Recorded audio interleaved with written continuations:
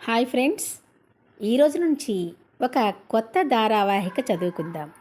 శంకర రాజీవం మొదటి భాగం. ఇక కథలోకి వెళదాం. శ్రావణ మాసం. ఆకాశం మేఘావృతంగా ఉంది. ఉదయభానుడు మేఘం దుప్పటి కప్పుకొని 10 గంటలైనా కనిపించటం లేదు ఎవ్వరికి. సూర్య నమస్కారాలు చేసేవాళ్ళు అలానే మనసులో ప్రార్థించి నమస్కరించుకుంటున్నారు. ఉరుములు మెరుపులు ఆకాశంలో లేవు, కానీ మన శంకరం ఇంట్లో మాత్రం ఒకటే అరుపులు. ఇల్లంతా పక్కన ఉండే అమ్మలక్కలతో నిండిపోయింది. శంకరం, ఎందుకు చేసుకోవరా పెళ్ళి? మీ మామయ్య కూతురేగా. పైగా మీ నాన్న నీ చిన్నప్పుడే చనిపోతే మిమ్మల్ని ఇక్కడికి తెచ్చి వాళ్ళ దగ్గరలోనే ఉంచి మీ మంచి చెడ్డలు చూసుకున్నారు కదయ్యా. నీకు తెలియనిదేముందిరా అన్నది పక్కింటి పిన్నిగారు. ఊరుకో పిన్ని, నీకేం తెలుసు? అస్తమానం మొట్టికాయలతో చంపుతూ ఉంటాడు మామయ్య.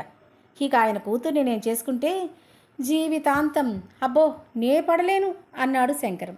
ఒరే శంకరా, మీ మామయ్య బాగా ఉన్నవాడురా, ఒక్కతే కూతురు. ఇక మీ అమ్మకు నీ గురించి ఏ బెంగా ఉండదురా నాయనా అంటున్న బామ్మగారి మాటకు అడ్డు వస్తూ, బామ్మ నీకేం తెలుసు? మా మామయ్యకు చెముడు, ఆయన కూతురికి నత్తి. అత్తయ్య చూస్తే పరమ గయ్యాళి. నేను పడలేనే బాబు, ఈ పెళ్ళి నేను చేసుకోనంటే చేసుకోను అంటున్న కొడుకు మాటకు రాధమ్మ బాధపడుతూ కళ్ళు తుడుచుకుంటూ, ఒరే శంకు, నీకన్నీ తెలుసు, వాదించకు. నీకా చదువు అబ్బలేదు కదరా. మీ మామయ్య బట్టల దుకాణంలోనే ఉంటున్నావు, మనకా ఏ తికాణా లేదు. నీకలా అనిపించటమే కానీ మన రాజీకి నువ్వంటే పంచ ప్రాణాలు. దాని మాట కోసమే ఆ అత్తయ్య కూడా ఒప్పుకుంది. వాదిస్తున్న శంకరం అమ్మ మాటల్లో బాధను ఆమె కళ్ళల్లోని తడి ద్వారా గ్రహించి ఇక ఏమీ అనలేకపోయాడు. శంకరంలో అదే మంచి విషయం. అందుకే సరేననిపించి కదిలారు అమ్మలక్కలు. ఆ నెలలోనే పెళ్లి జరిగిపోయింది. ఇక మన శంకరం తిప్పలు మొదలయ్యాయి అంటూ బంధువులు ఒకటే నవ్వులు ఎగతాళులు. అవన్నీ శంకరం చెవిన పడుతూనే ఉన్నాయి. చేసేదేముందిలే, అయినా మన రాజీకి ఒడ్డు పొడుగు బాగున్నవాడే మొగుడుగా దొరికాడులేవే. పైగా వాడి పని ఇక్కడ డూడు బసవన్నేగా అంటూ నవ్వుకుంటూ వెళ్ళారు కొందరు బంధువులు. శంకర్కు కొంత అర్థం కాలేదు. తిడుతున్నారా పొగుడుతున్నారా? మన శంకరం కూడా వెర్రిమాలోకమేగా. మొదటి రాత్రి గదిలోకి వెళుతున్న శంకరాన్ని పిలిచి వాళ్ళ అత్తమ్మ గౌరమ్మ, చూడు, నాకంతగా ఇష్టం లేకున్నా మీ మామ మాట విని నా కూతుర్ని నీకు కట్టబెట్టా, చాలా జాగ్రత్త అంటూ కళ్ళు పెద్దవి చేసి ఆర్డర్ వేసింది. సరే అత్తమ్మా అంటూ కదిలాడు శంకరం. ఇంతలో మామయ్య పిలిచాడు. ఎలా పెరిగిందో నా కూతురు నీకు తెలుసుగా, దాన్ని ఏ విషయానికైనా ఏడిపించావో అంటూ ఒక్కసారిగా మొట్టికాయ వేశాడు శంకరానికి. తల వేడెక్కిపోయింది. ఒక్కసారిగా ఒళ్ళు మండింది శంకరానికి. కానీ పాపం ఎప్పట్లాగానే అంటూ మౌనంగా గదిలోకి వెళ్ళాడు. పాలు తెచ్చి ముందు నిలబడింది రాజీ. బా బా బావా శంకరానికి ఇచ్చింది పాలు. పాలు తీసుకున్న శంకరం మారు మాట్లాడకుండా గబగబా తాగేశాడు. నాకు ఇవ్వా అన్నారే అంటున్న రాజీ మాటకు పొరపాటయ్యింది. సరేలే, వేరేవి తీసుకురా ఇస్తాను అంటున్న శంకరం మాటకు పడి పడి నవ్వేసింది రాజీ. బంధానికో బాధ్యతకో ప్రకృతి ధర్మానికో కొన్ని జరిగిపోతూ ఉంటాయి మరి.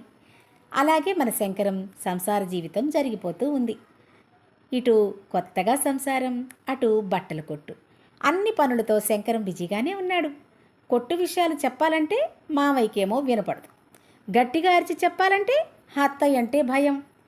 మాట అర్థం కాకపోతే మొట్టికాయతో సమాధానం చెప్తాడు మామయ్య. అబ్బా, ఎలా చచ్చేది. పోనీ గదిలోకి వెళ్ళి ప్రేమగా భార్యతో ఏదైనా మాట్లాడితే జవాబు వచ్చేసరికి తల ప్రాణం తోకకు వచ్చేస్తుంది కదా రాజీకి. దాని బాధ చూడలేక శంకరం మనసులోనే మాట్లాడుకోవడం అలవాటు చేసుకున్నాడు పాపం. ఇక శంకర రాజీల జీవితం సంసార సాగరం మరి అలా సాగుతూ ఉంది. రాజీకి ఆలోచిస్తుంటే చాలా బాధగా ఉంది. తనకు ఏదైనా సలహా కావాలి అన్న సంశయం కలిగిందా వెంటనే పద్మ దగ్గరకు వెళుతుంది ఎప్పట్లాగానే. శంకరాన్ని పెళ్లి చేసుకోమని సలహా ఇచ్చింది కూడా పద్మ. నీకు నత్తి ఉంది, ఇక మీ అమ్మా నాన్నల సంగతి నీకు బాగా తెలుసు. ఆస్తికి ఒక్కదానివే కదే వారసురాలివి. బయటవాడైతే చాలా ఇబ్బంది. అదే మీ శంకరం అయితే మంచివాడు, మొత్తం తెలిసినవాడు, అమాయకుడైనా అతన్ని చేసుకుంటే నువ్వు సంతోషపడగలవే అంటూ సలహా ఇచ్చింది పద్మ. అంతే, ఆ మరుక్షణమే అమ్మ దగ్గరకు వెళ్ళి మొండి పట్టుపట్టి శంకరం బావని పెళ్ళాడింది రాజీ. ఏంటి కొత్త పెళ్లి కూతురిలా దయచేసింది అంటూ నవ్వింది పద్మ. ఏం లేదే, నిన్ను కలవాలని అంది రాజీ. కుశల ప్రశ్నలన్నీ అయ్యాక అసలు విషయం చెప్పింది రాజీ.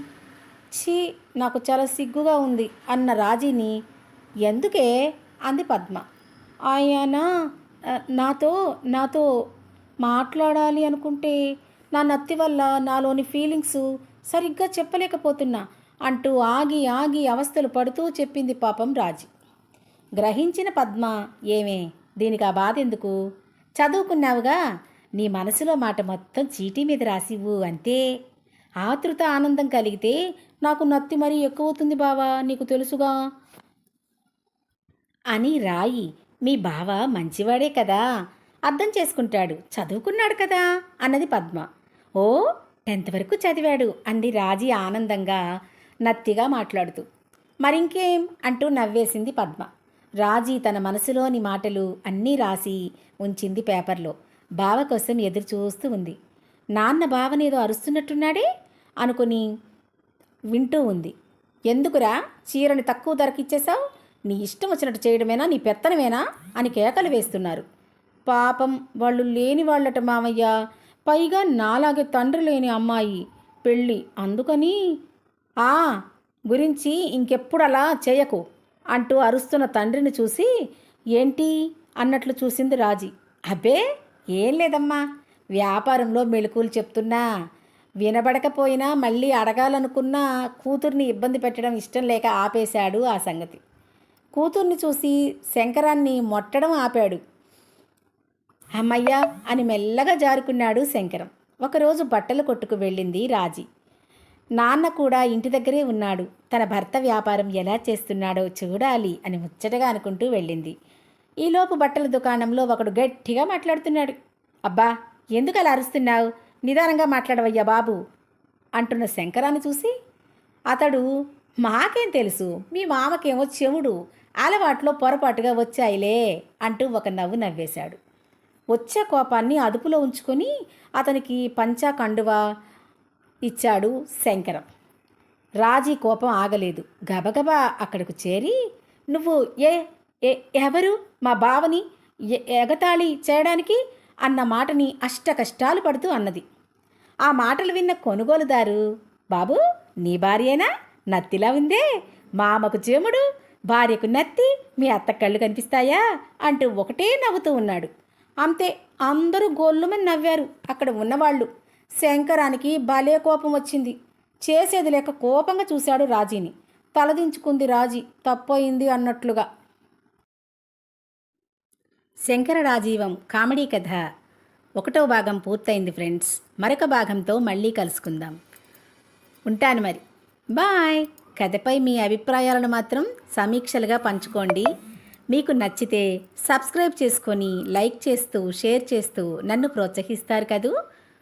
ఉంటాను మరి.